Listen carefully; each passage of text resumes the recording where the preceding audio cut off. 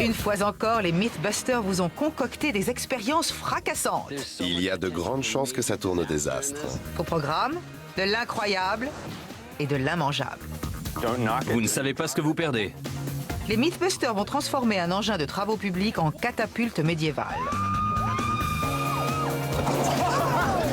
Et ils rouleront au frais sans se ruiner. Adam et Jamie enchaîneront les tours de circuit pour percer l'un des grands mystères automobiles. Quand il n'y a pas de gêne, il n'y a pas de plaisir. Mais qui sont les Mythbusters? Il me manque un sourcil? Adam Savage Je rejette votre réalité et la remplace par la mienne. et Jamie Heineman. Dis coin. Jamie n'est pas un mauvais génie. À eux deux, ils ont plus de 30 ans d'expérience dans le domaine des effets spéciaux. Quand le plaisir s'arrêtera-t-il? Ils ne se contentent pas de recenser les mythes, ils les mettent à l'épreuve.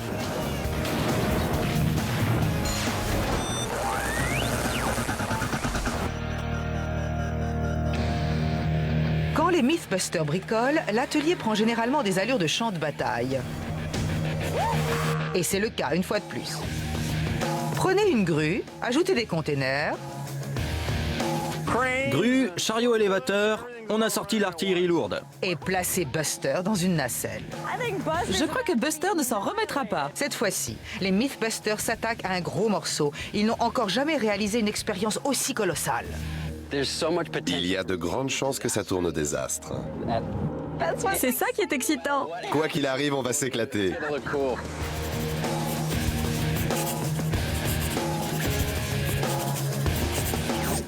Bon les gars, sur le site web de Discovery, on a dégoté un petit bijou pour vous.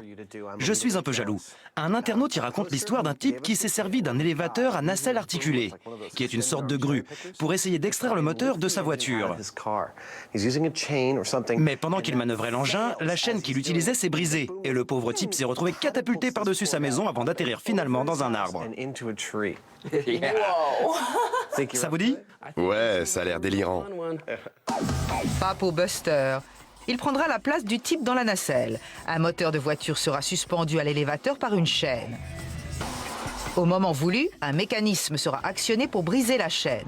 Le moteur chutera et Buster sera catapulté hors de la nacelle. Ça paraît simple sur le papier. Le projet semble assez simple comme ça, mais je pense que sa réalisation va être délicate et va mobiliser toutes nos compétences. La première chose à faire, c'est trouver un élévateur à nacelle articulée. Et comme cet engin n'est pas donné, va falloir ruser. Et dites-vous bien que ce sera sans doute la première et dernière expérience que vous ferez avec cet élévateur. On n'a donc pas intérêt à l'acheter neuf. On pourrait peut-être le louer, non?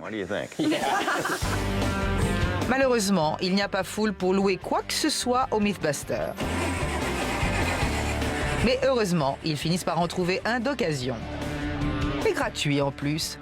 Et l'équipe tient à l'examiner de plus près. Il nous a bien servi, mais le problème, c'est que le moteur ne marche plus. Il a besoin d'être réparé. Seulement, il y en a pour environ 3 000 $, et ça ne vaut pas le coup pour nous de débourser autant d'argent pour cet engin. Alors, je préfère le donner plutôt que le vendre. Mais sera-t-il assez grand? Son bras articulé mesure à peine plus de 12 mètres de long. 12 mètres, c'est déjà pas mal. Et puis on va pas chipoter, c'est gratuit.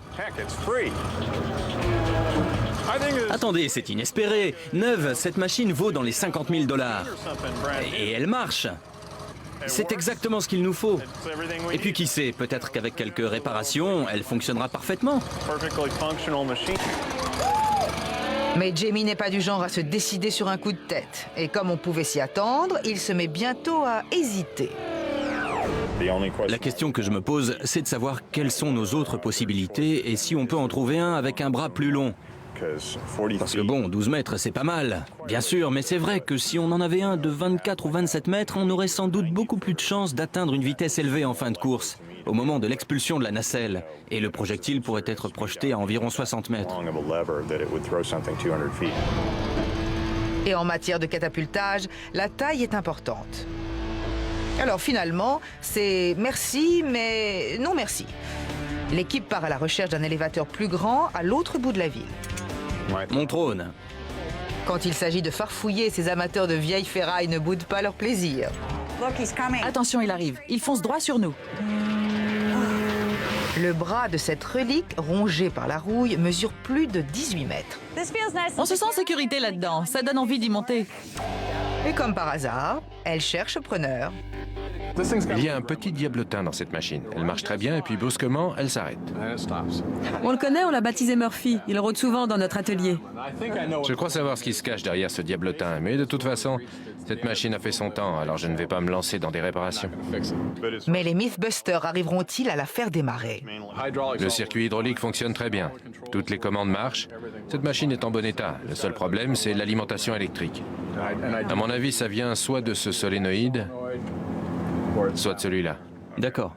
Malgré cette défaillance électrique, l'engin roule toujours. Carrie part l'essayer. Autrefois, on appelait ces machines des élévateurs trampolines. Tu comprends pourquoi, non? Mets ton pied ici.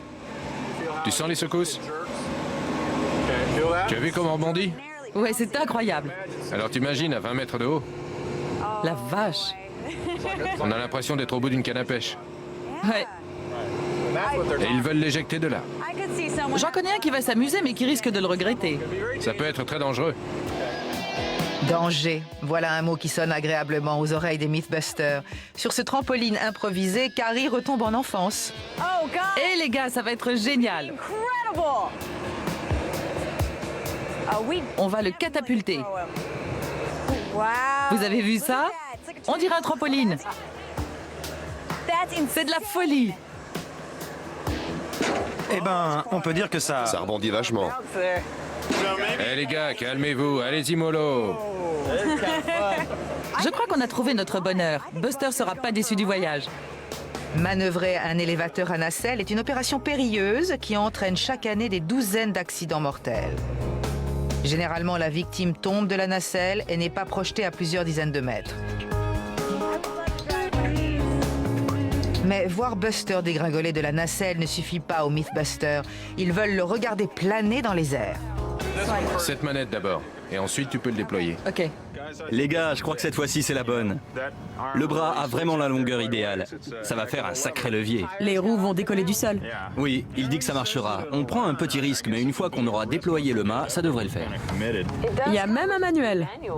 Notre plus gros problème sera sans doute de le remettre en état. Réparer l'élévateur à nacelle n'est pas la seule préoccupation de l'équipe.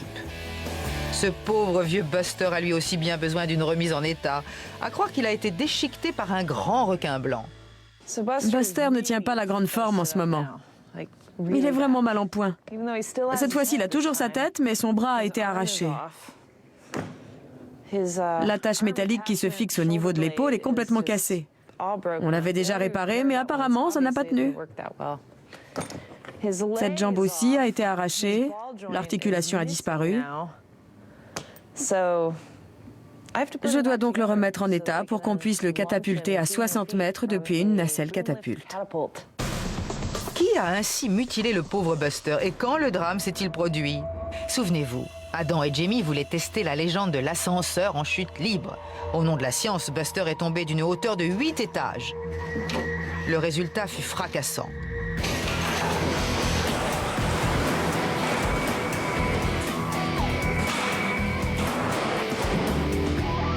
Mais si tout se passe comme prévu, Buster et l'élévateur à nacelle pourront bientôt reprendre du service. Il sourit quand même. Il a toujours ce petit sourire aux lèvres. Je vais reconstituer son épaule en apportant quelques modifications. Je vais la faire en acier, car l'acier est nettement plus résistant que l'aluminium. D'accord, Buster? Scotty entame sa délicate intervention chirurgicale.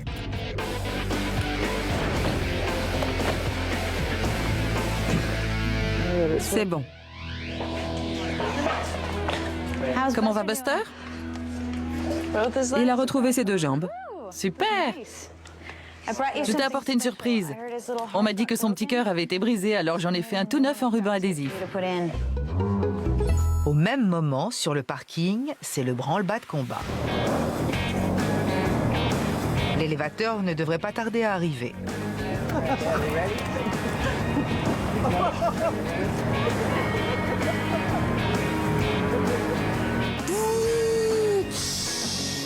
comme ceci. Magnifique.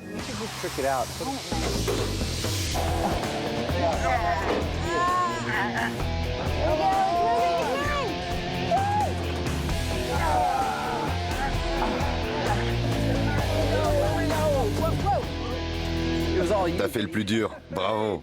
On a fait du bon boulot. En fait, on peut faire fonctionner cet engin avec une batterie. On n'a donc pas vraiment besoin du moteur.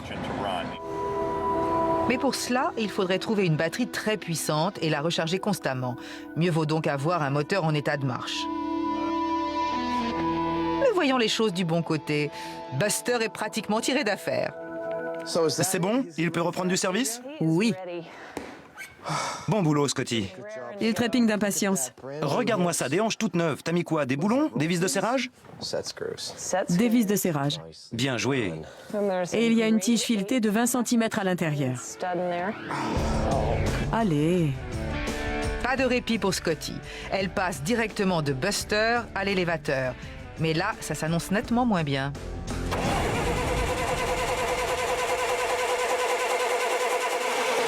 C'est à sec, complètement à sec.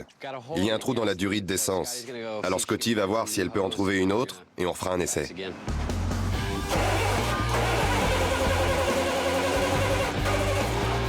Ouais! T'entends? C'est faiblard. Allez!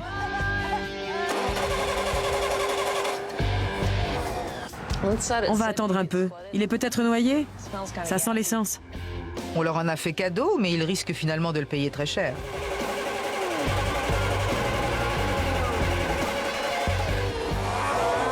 Allez! Allez!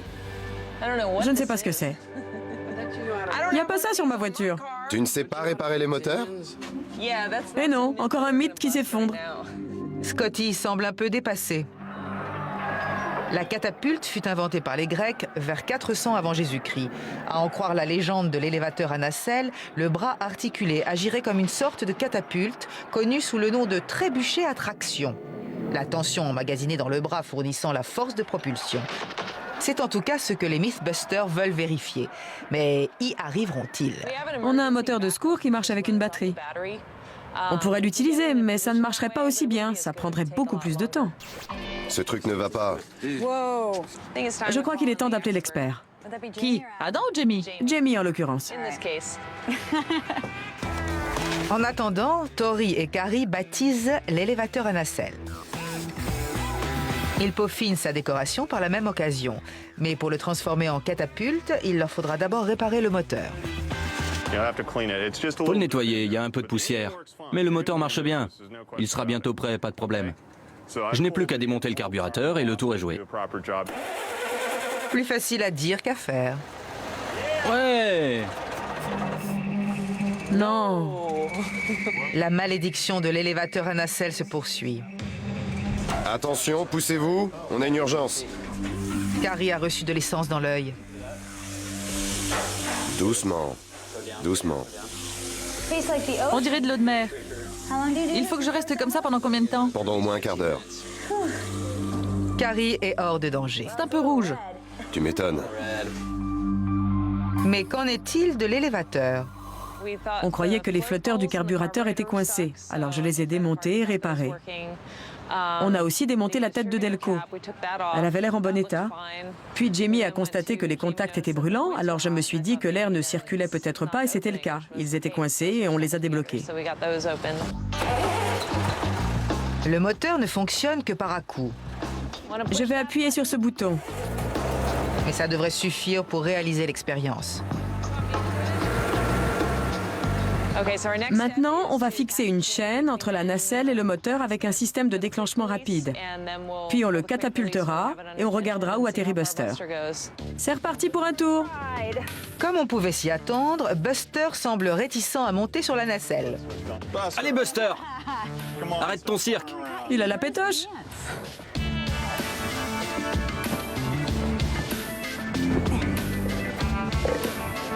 Et pour recréer le mythe, un moteur de voiture est suspendu à la nacelle par une chaîne.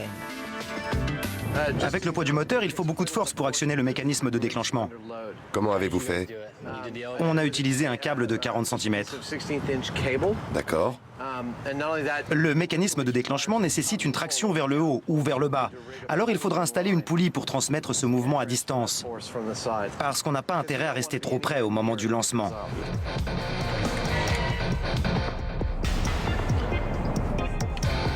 Tu ne suis pas la méthode de Jamie apparemment.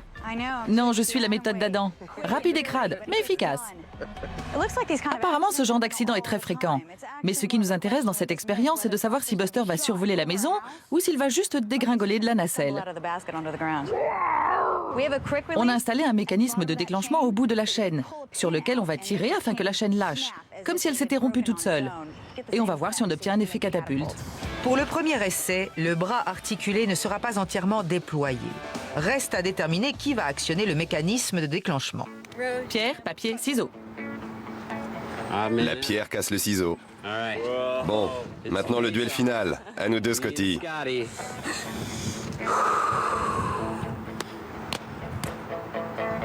Scotty a gagné.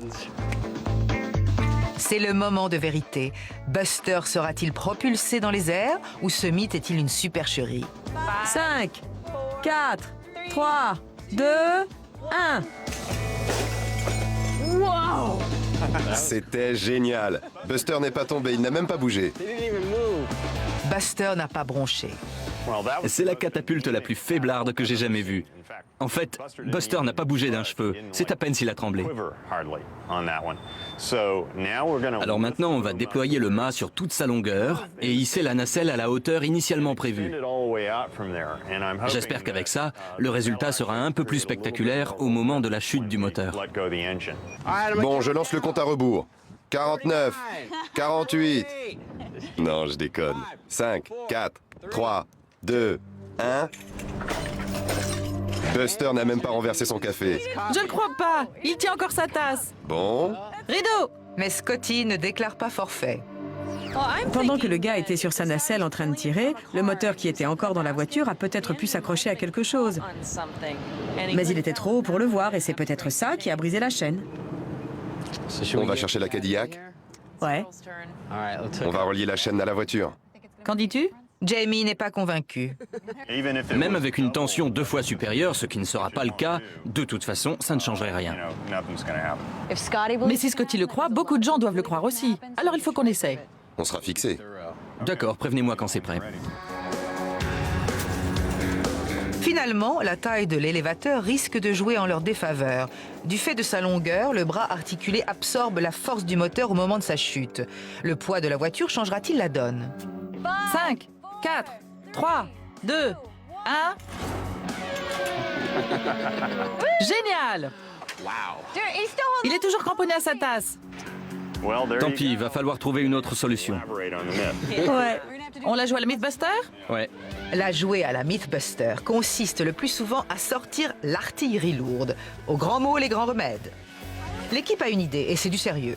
Mais avant de l'expérimenter à échelle réelle, il leur faut faire une maquette. Tori se lance donc dans la fabrication d'un modèle réduit d'élévateur à nacelle. Bon, ce qu'on veut, c'est faire de cet élévateur une catapulte. Alors, l'idée qu'on a eue, c'est de transformer l'essieu avant en axe de rotation.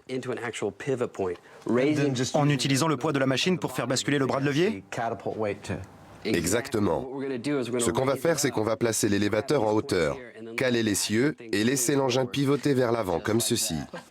Ça, c'est le modèle réduit d'élévateur. Et ça, ce sont des modèles réduits de containers sur lesquels on va le poser. Tu crois qu'ils seront assez résistants? Quoi, les containers? Oui. J'en sais rien. Combien pèse cet engin? Dans les 10-12 tonnes? Je peux les renforcer? Je crains aussi que la hauteur ne soit pas suffisante pour obtenir une bascule complète. Pour une catapulte, il faut la plus grande amplitude possible. Oui. Pour le moment, le bras s'arrête ici, donc Il faudra le mettre plus haut. il faudra sans doute empiler 2 containers. À condition de les fixer solidement les uns aux autres. Oui. Qui ne risque rien à rien. Et comment fais-tu pour l'installer là-haut? Le fixer et déclencher la catapulte en tenant tout le monde à distance? Parce que t'as dit tout à l'heure que cet engin pèse entre 10 et 12 tonnes. Et il se balance dans les airs. Ouais, exactement. Ça peut être extrêmement dangereux, voire mortel. Mais c'est pas pour te déplaire, non? C'est clair. Moi, en tout cas, ça me branche. Petite démonstration en images, avec un mannequin en papier au trait de Jamie. Prêt? Ouais.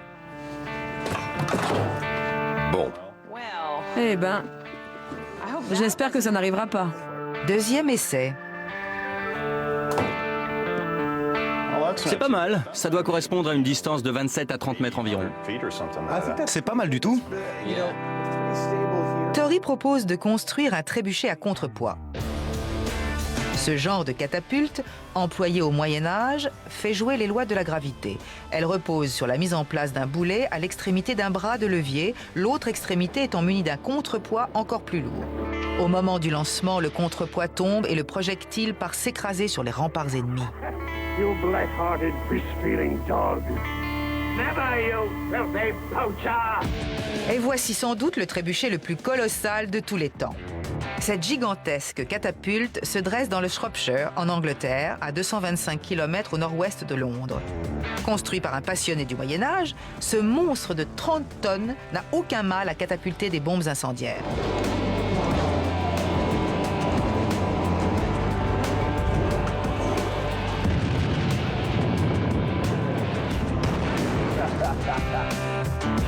Oh, et un conseil, si vous passez dans le coin, ne laissez pas traîner votre voiture.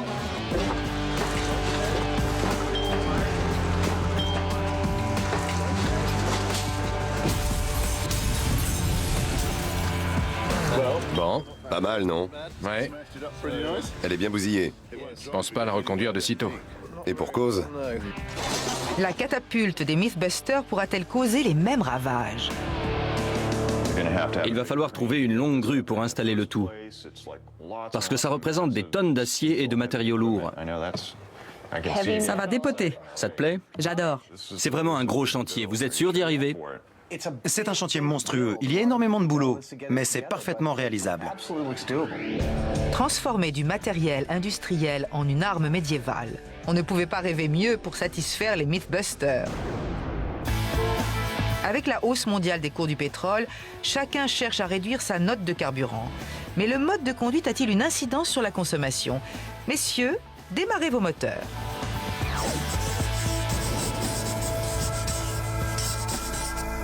Est-ce vraiment une légende urbaine, Jamie? Non, ce serait plutôt un casse-tête urbain. Le genre de sujet qui donne lieu à d'interminables discussions dans les embouteillages ou lors de longs trajets en voiture. Oui, l'idée étant que les jours de canicule, il serait plus économique de garder les vitres fermées et de brancher la climatisation à fond, plutôt que de conduire vitres ouvertes sans l'air conditionné.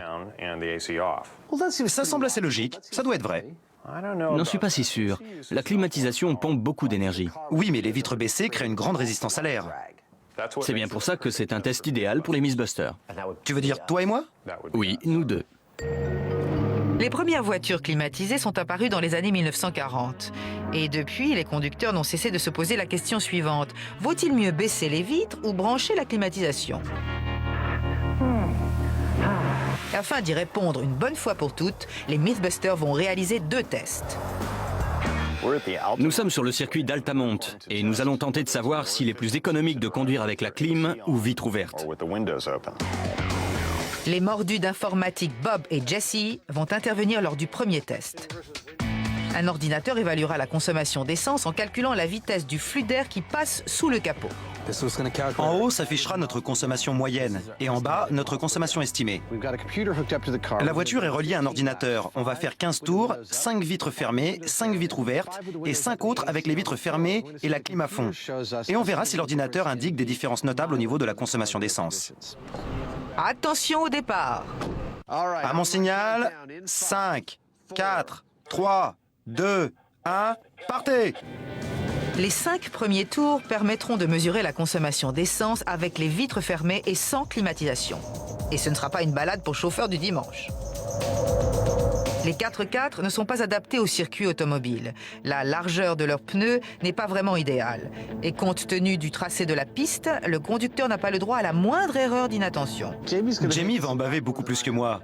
Je ne veux pas dire par là que ce sera facile pour moi, mais j'estime que quand il n'y a pas de gêne, il n'y a pas de plaisir. Tu sais, Jamie, ces bolides montent facilement à 250 km/h. Je ferai moins le malin tout à l'heure quand ce sera à mon tour de piloter ce monstre. Jamie maintient une vitesse de croisière de 150 km/h. À l'issue des 5 tours, vitres fermées, l'ordinateur livre ses premiers résultats. On atteint une moyenne de 4 km 97 par litre d'essence. Ce qui donne précisément 20 litres 10 au 100 km. Il est temps de baisser les vitres. On en est à une moyenne de 4 km 7, 4 km 8 par litre d'essence avec toutes les vitres ouvertes. Soit 20 litres 8 au 100 km. Bravo, Jamie. Tu fais honneur à l'individualisme américain. J'aimerais voir sa tête. Son visage doit rester complètement impassible, sans trahir la moindre émotion. Vitre fermée et air conditionné, je répète. Vitre fermée et air conditionné. 5 derniers tours.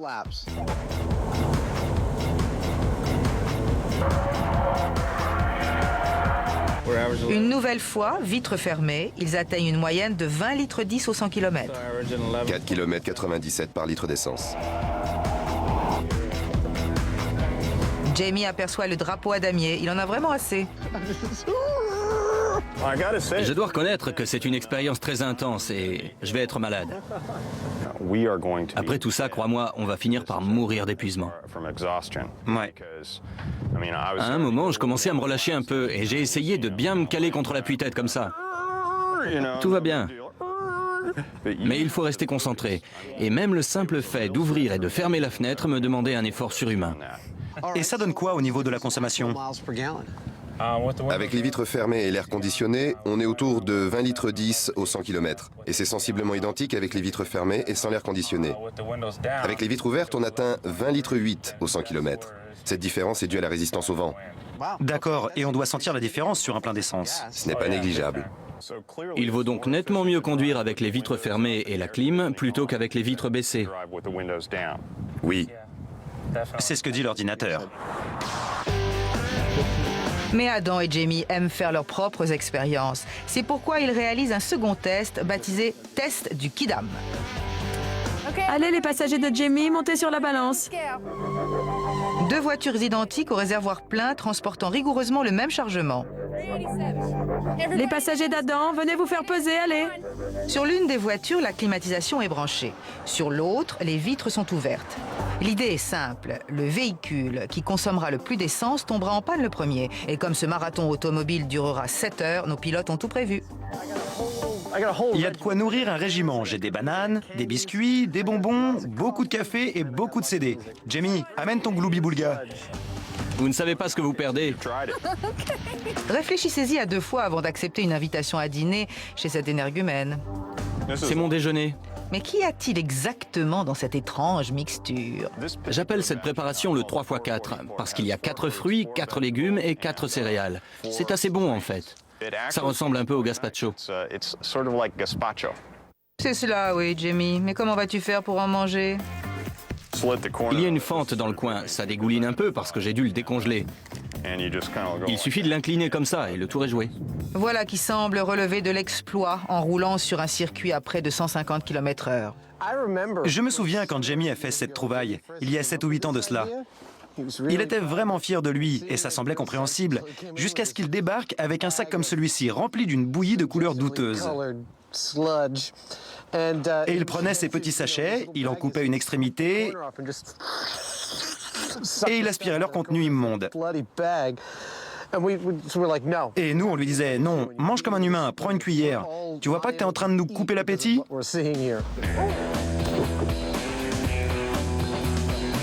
On va souffrir ensemble, mon frère. Et surtout, n'oublie pas que, Ouais. à cette vitesse, si tu crèves un pneu, ça peut être très dangereux. En attendant, allons voir où en est la construction de la catapulte. Buster n'a même pas renversé son café. Aucun risque d'être catapulté d'un élévateur à nacelle dans des conditions normales.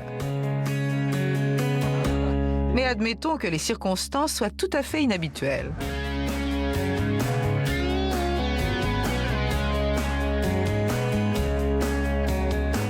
Je prends mon cours de pilotage de chariot élévateur.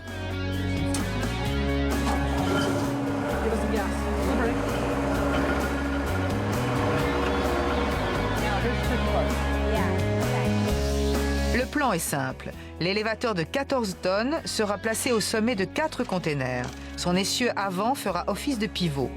Le bras articulé sera incliné vers l'arrière et une fois relâché, le poids colossal de cet engin à bascule propulsera ce pauvre vieux Buster dans les airs, tel un projectile médiéval. Ce scénario ambitieux et grotesque a tout pour séduire les Mythbusters. Mais pour commencer, il faut empiler les containers.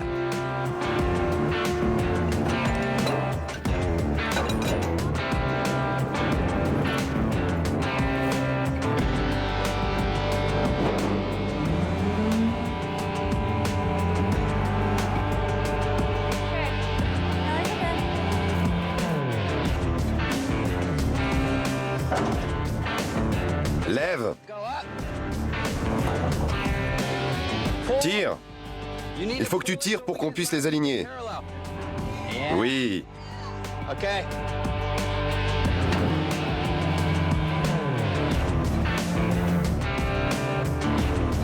Tire, Carrie. Ici, on est bon. Super. C'est du travail d'équipe. J'espère que la suite sera aussi facile. Tais-toi, tu vas nous porter la poisse. Ça va être monstrueux. Non mais vous imaginez, cet engin de 14 tonnes va se balancer dans les airs. Ça va être délirant. C'est tout ce que j'aime. Il y a de grandes chances que ça tourne au désastre.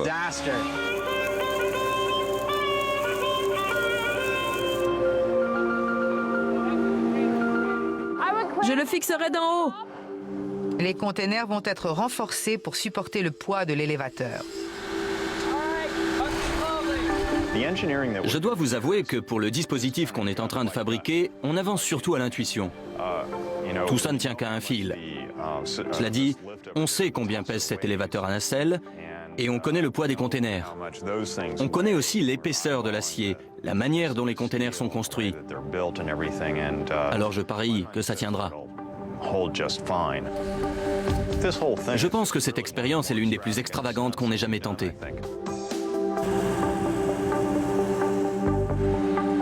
Hey Carrie, vérifie qu'il est entièrement déployé. Pas de problème. Ouais. Voyons si on peut faire pareil de l'autre côté. Le bras articulé sera arrimé à un poids. Je ne pense pas qu'une telle expérience ait déjà été tentée. Ce doit être une première mondiale. Mais ça n'a peut-être jamais été fait parce que c'est stupide. Ensuite, des tubes en acier vont être soudés aux roues avant. Ils soutiendront l'élévateur au moment de la bascule. Les soudures doivent donc être bien solides. Le moyeu mesure exactement 27 cm de diamètre et ce tube mesure précisément 30 cm. Et ce truc en métal fait 1,5 cm. Il n'y a donc aucune marge d'erreur. Il va falloir créneler soigneusement les tubes. Ouais. Heureusement, Scotty est une fée de la soudure.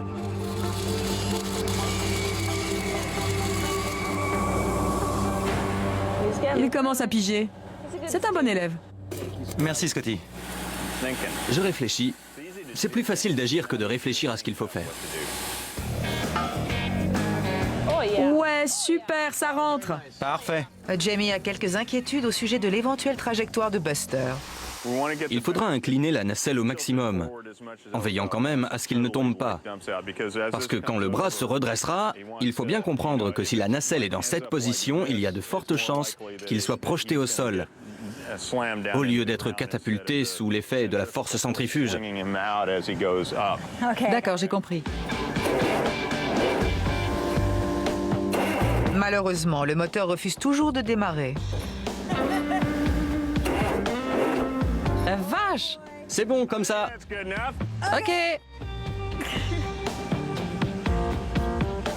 Fais comme tu le sens. Je ne suis pas trapéziste. Histoire de t'amuser un peu, on va rapprocher cet engin des containers. Alors voilà ce qu'on va faire. Moi, je vais le tracter avec le chariot élévateur à fourche. Et toi, tu vas le diriger. Dans cette position? Oui.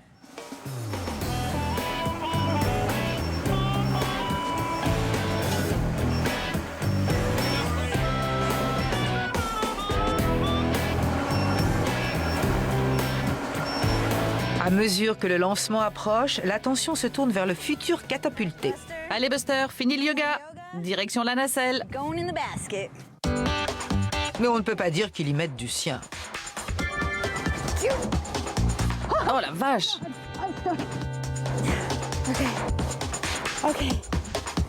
Voilà.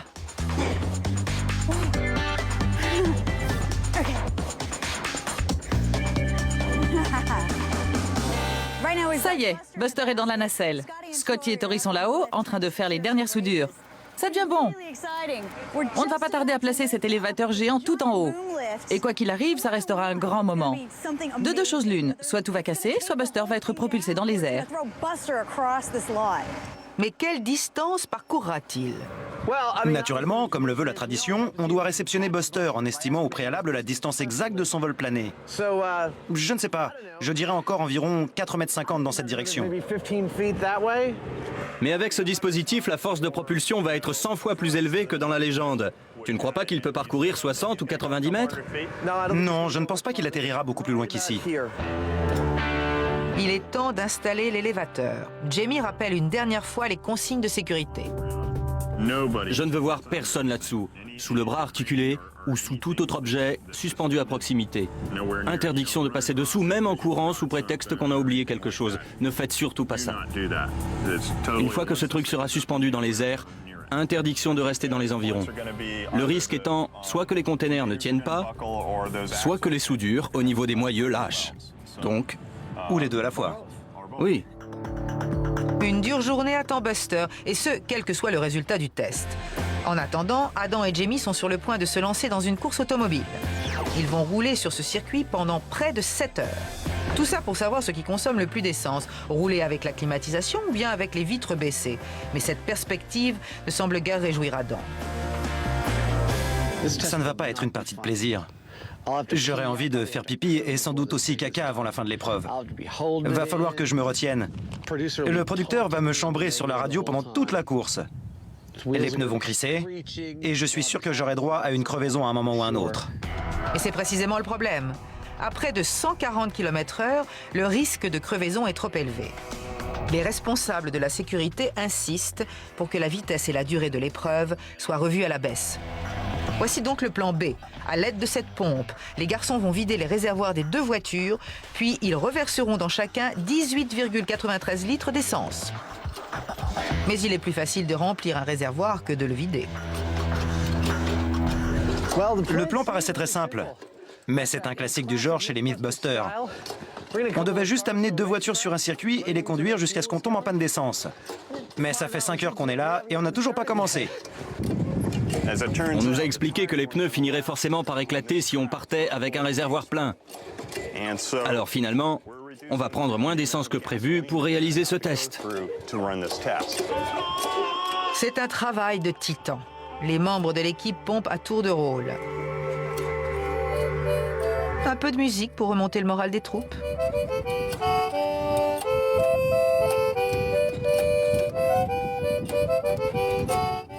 Ça y est, le réservoir de la voiture grise est vide. Il ne reste plus qu'à vider celui de la blanche. Les deux réservoirs sont enfin à sec. Bon, on est enfin prêt pour ce deux tests. Les voitures sont à sec. On va verser 18 litres dans chaque réservoir. Et rouler jusqu'à ce qu'on tombe en panne d'essence. Nos deux pilotes semblent fin prêts pour le départ. Enfin presque. Ok, c'est bon. Ça y est, prêt pour le départ. Il va faire froid là-dedans. Messieurs, démarrez vos moteurs. Bien reçu, je démarre. Je démarre.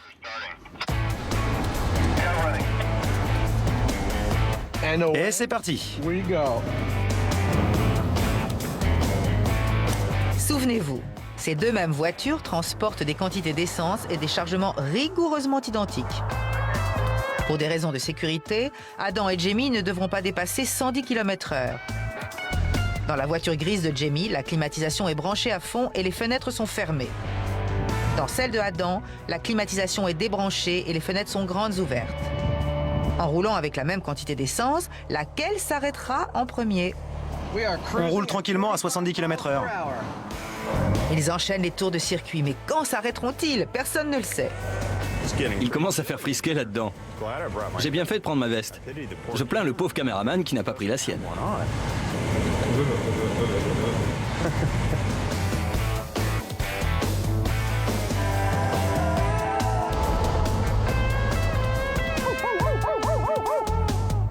Ça fait mal à la nuque à force de tourner.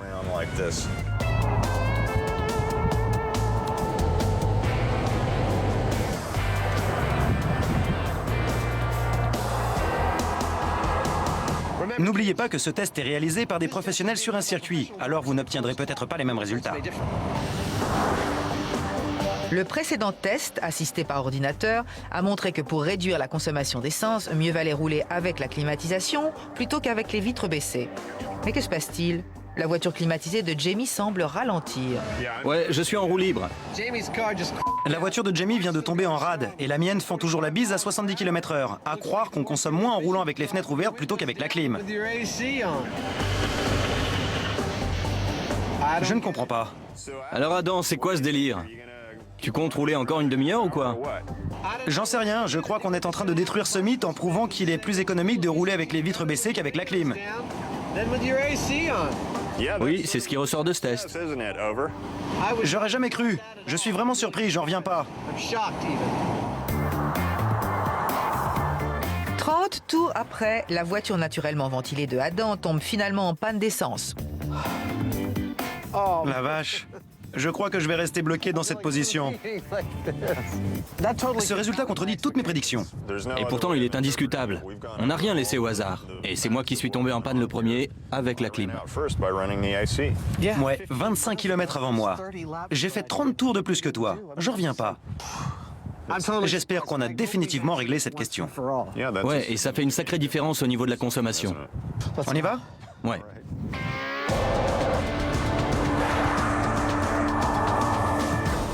Dans l'affaire vitre ouverte contre climatisation, quel est le verdict? L'ordinateur a montré qu'il valait mieux rouler avec la clim. Ça ne faisait pas une grosse différence, mais quand même. Oui, mais ce qui pose problème, c'est que l'ordinateur mesure le flux d'air sur le moteur et non la consommation d'essence du moteur. Et ces résultats reposent sur une modélisation informatique dans des circonstances idéales. Alors que notre deuxième test était à la fois simple et infaillible. On met tant de litres d'essence dans le réservoir et on voit combien de temps on roule. Et il est donc scientifiquement prouvé qu'on consomme environ 15% d'essence en moins en roulant vitre baissée. Oui, ça fait une sacrée différence. Donc la légende selon laquelle on consomme moins avec la clim, c'est bidon. Bidon. Ouais.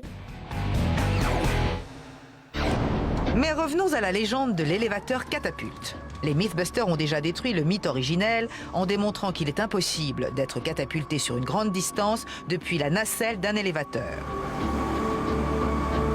Sauf évidemment si cet élévateur est placé en équilibre sur des containers afin de pouvoir basculer comme une catapulte médiévale.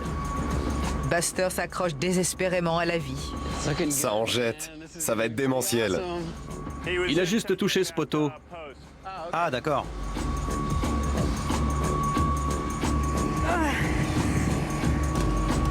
Doucement! Christine, tire. Tiens-le bien. Ça paraît pas mal du tout. C'est bon, là. Stop! C'est pile au centre. Ne t'approche pas plus, Adam. Ouais, je sais.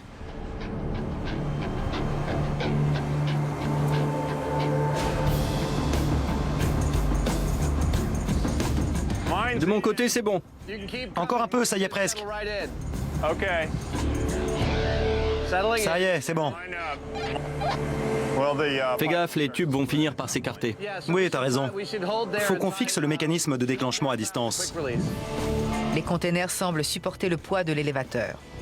Il n'y a aucun signe apparent de déformation au niveau des containers ou des soudures. Jusqu'ici, tout va bien.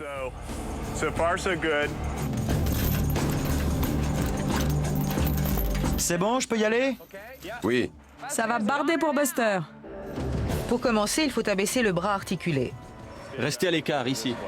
Pour cette manœuvre, Adam prend les manettes du chariot élévateur. Buster entame sa lente descente.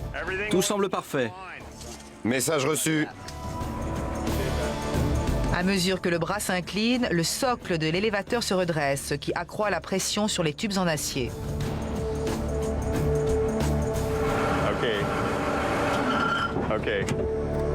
Buster est en place. La catapulte est parée pour le lancement. Un dernier commentaire? Tout ce va finir par s'écrouler. Je dirais qu'il y a 10% de chances que le tout s'effondre, environ 40% de chances que Buster décolle et 50% de chances que Buster atterrisse juste au-dessous de la nacelle. C'est l'heure de vérité. Doucement. Prenez tous un bout du câble. On pourrait croire qu'il s'agit d'une épreuve de tir à la corde. Tout le monde est prêt? Le lancement est imminent. Alors, catapulte ou catastrophe? À mon signal, 5, 4, 3, 2, 1...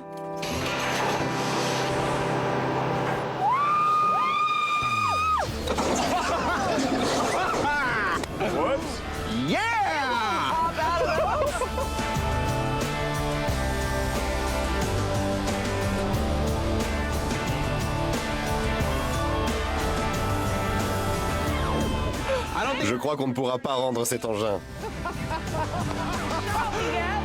Oh la vache! Destruction. Au pied des containers, c'est un véritable carnage. L'élévateur à nacelle vient de vivre ses derniers instants. Vous avez vu les roues? Elles se sont cassées net. Adam, peut-on dire sans trop s'avancer qu'il n'y aura pas de deuxième essai? Buster n'est pas non plus au mieux de sa forme. Une fois de plus, la gravité aura eu raison de lui. Il a perdu ses 2 jambes. On en a retrouvé une et un bras à 6 mètres du reste du corps. Félicitations. Buster n'avait jamais été aussi esquinté en un seul essai.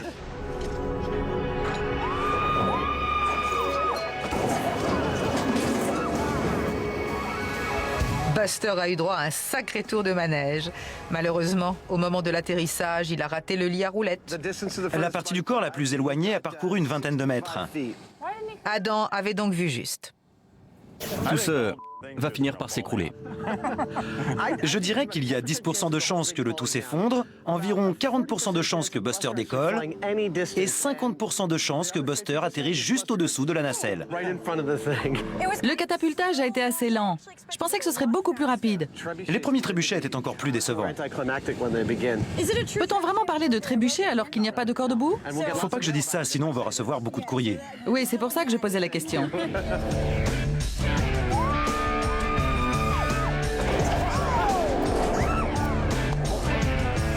Alors, qu'en dites-vous? Le mythe est bidon? Complètement bidon, anéanti, pulvérisé.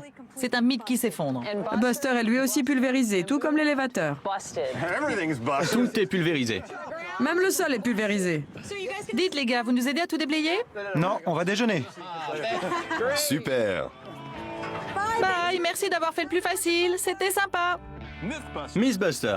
Démolir pour faire avancer la science jour après jour.